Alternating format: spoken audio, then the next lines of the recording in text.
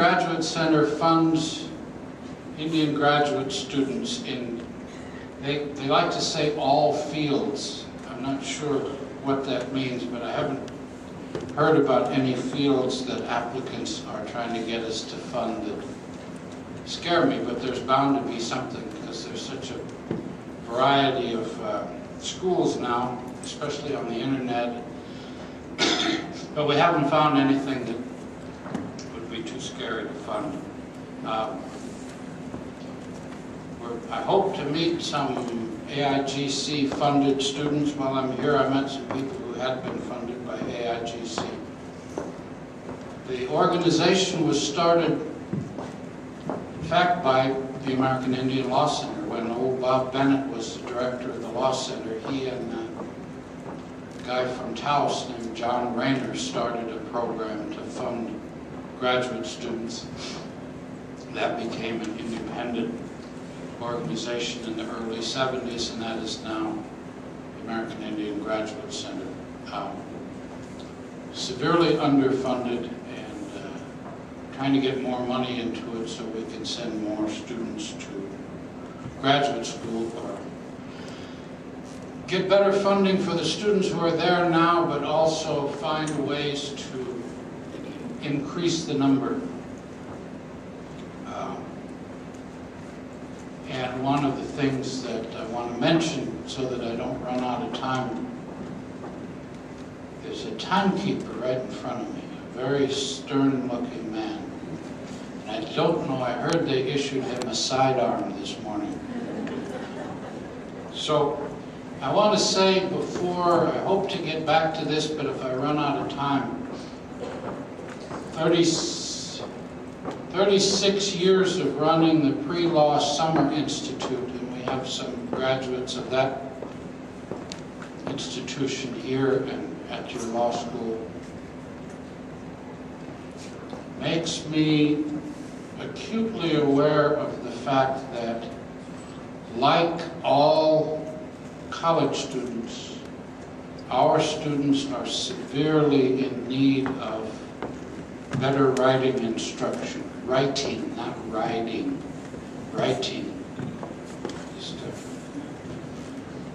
When we have them for 8 weeks at the American Indian Law Center to try to tune them up, kind of a boot camp for law school. And we have them for 8 weeks, and we can't teach them to write in 8 weeks. We can't teach them English grammar in 8 weeks. And some of them come in and they just are severely handicapped in their ability to express themselves in writing. And we got to do something about that. I don't know how many teachers know how to diagram a sentence, but very few kids do. And you know, if you just learn that, it gives you a leg up because you can visualize. We're supposed to be people who learn visually. Diagram a sentence, you know, with all that stuff. It's fun. Teach the kids how to do that. They got to learn how to write, and not only if they're going to law school. I can't think of a profession where you don't have to write. If you're an engineer, you have to write a proposal, or you don't get to engineer anything. That's a very important problem. It's a serious problem, and it's neglected enough by American education in general. Those people who follow fads like a puppy follows a stick being thrown. And you never know where they are, and they've always got an answer for you. BIA people and educators must go to the same orientation sessions, because whatever you talk about, they've got an answer. And it's the name of a program, and they never address the issue you're trying to present to them. So they've got an answer, whole earth language, or someday, I don't know what it is, but the point is they can't write. We try to read what they write, and we can't read it. That's the important thing. And it's not that we can't read. I got taught how to read, too. So keep that in mind. Now let me get back to what I'm supposed to talk about. Well, I also have to justify I'm taking, what, 3 days, 4 days off of work to do this. So somebody might ask me why I'm here, and I'm not charging this to the IRB. So. One thing, if you don't know me or don't know of me, I am what in the old days might have been called a contrary. I'm also a contrarian. When everybody else is selling, I buy. When everybody else is buying, I sell. That's a stock market term. I don't have any money, but I would buy and sell. I have been blessed with the, Barney Fife used to say, compulsion. That was a great episode. Barney would talk about some criminal's compulsion. He has a compulsion. I've been blessed with a compulsion, which is I am compelled to look for the flaws in the arguments of the people I agree with and to listen very attentively to the arguments of the people that I disagree with. Now, why is that? I think it is some innate compulsion. I don't know why it's there. I don't know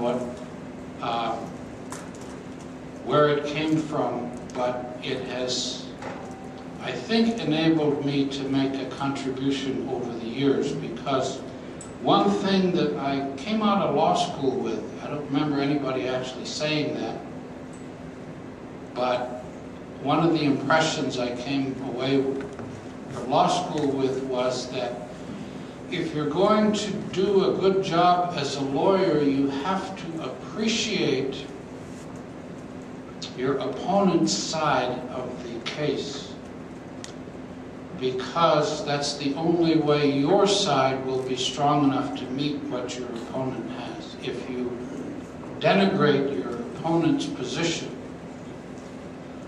you could be very rudely surprised and awakened because you've underestimated what this person has. And if you follow politics and law, you will know that there's constant surprises, people coming out of nowhere and carrying the day. So you have to be careful with that. My old pal and now distinguished Professor Ray Cross, he and I overlapped at law school a couple of years, 2 years maybe. You were third, I was first. Oh, 1 year.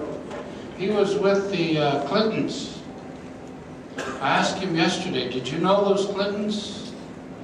He gave me this funny look. Yeah, me too. I said, when I saw pictures of them, what they looked like when they were in law school, I said, these are people I never would have talked to. And these are most of the people we went to school with. And they have not changed one bit. And how many years has it been? Close to 40 years. They still have this incredible sense of entitlement, like they deserve to run the world. And the idea that any of us darker people would have ideas of our own is just inconceivable to them. They were like that then. And evidently they're like that now, as many of their people in their organization. I shouldn't be doing this, should I? Forget I said that. This is an anecdote from when Ray Cross and I were in college. It wasn't the Clintons, it was two other people. It looked a lot like them. Uh-oh. I got cough. Am I clearing my throat a lot? Okay, I always clear my throat. People always bring me stuff to drink. That's okay, free water. So I'm a contrarian.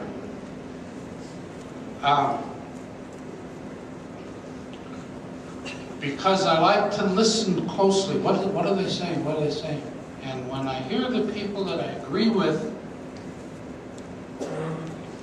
and I think, hey, and it raises questions in my mind. Wait a minute, what about this? What about that? What about that?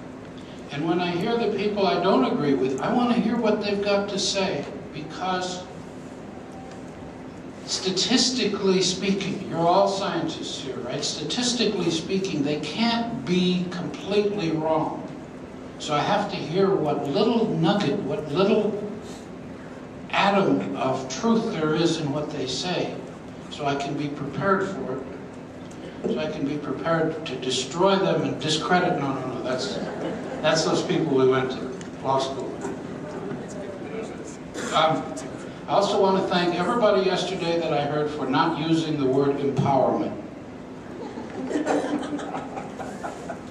And I didn't hear anybody say, what